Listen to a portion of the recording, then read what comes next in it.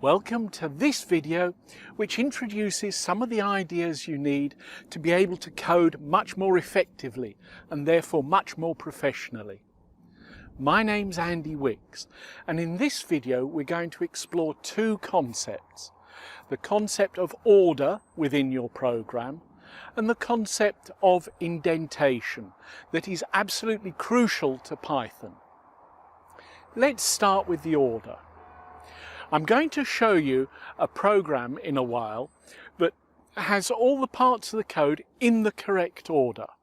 So your program should start with any imports that you need. No, we haven't covered imports yet, but we will. You should then have classes. No, we haven't covered classes yet, but you will. You then have the functions. We haven't covered functions yet, but you will.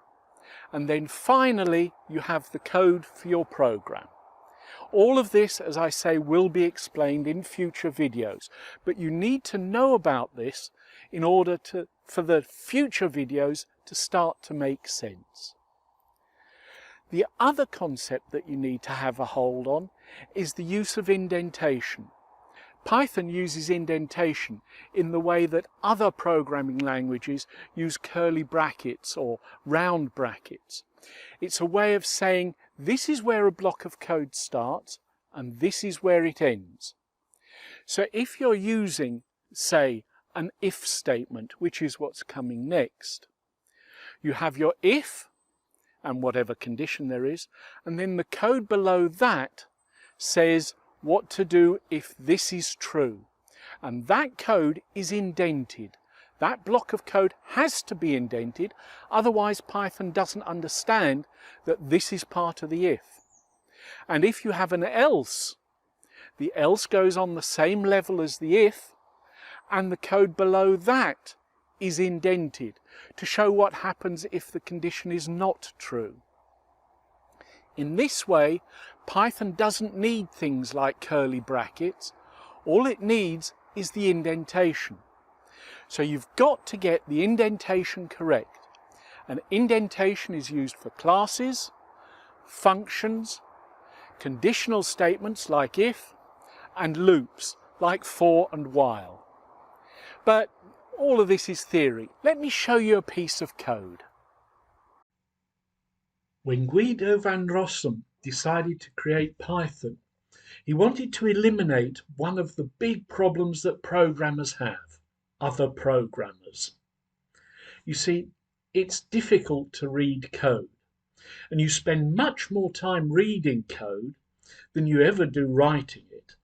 You're forever going over and changing this bit and that bit, and it's especially difficult if you're taking over somebody else's code. So what he thought was, I'll design good code design into the language. And that's what he's done. We've already had a look at these opening comments to describe what your program is doing. But there are a number of other little tricks of the trade that are written in to Python, one of which is absolutely crucial. But let's start at the beginning of this code. What the code does is not relevant. The first thing you should have are any imports. And yes, we haven't covered imports, but if you do have them, put them right at the top of your program.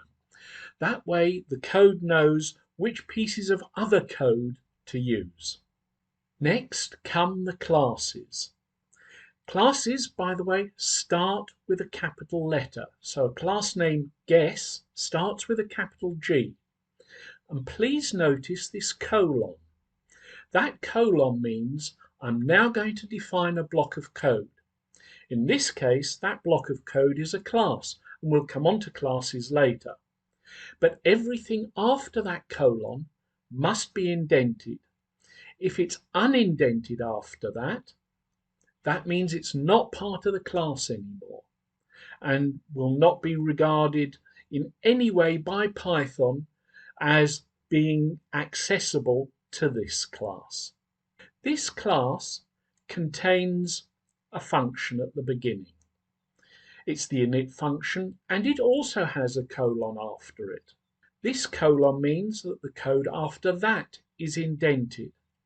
So this code here has double indentation. Every time we define a new block of code, within a new block of code, within a new block of code, and so on, we indent again. When we unindent, as we have here, so here's a new function being called, check, that means that the function init has finished. And that's how Python knows where to start and stop things. The colon says we're starting a block of code. So let's move on down to the third item in the list.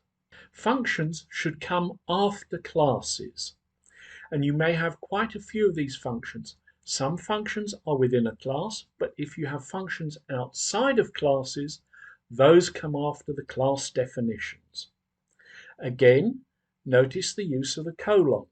The colon means I'm going to start defining a function, and anything after this has to be indented. Now, it's usual to use a tab to indent, which is 4 spaces, but that's not absolutely necessary, but it is a good idea.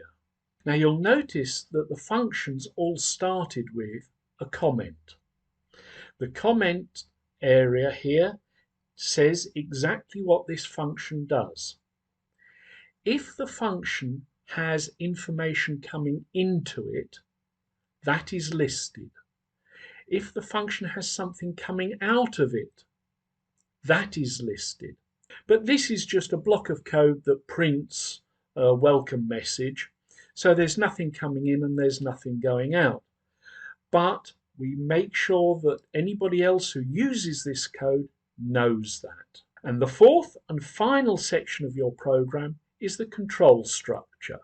This is the bit that controls all the classes and functions that you've got in your program. And those are then a list of code, the sort of things that you've seen before.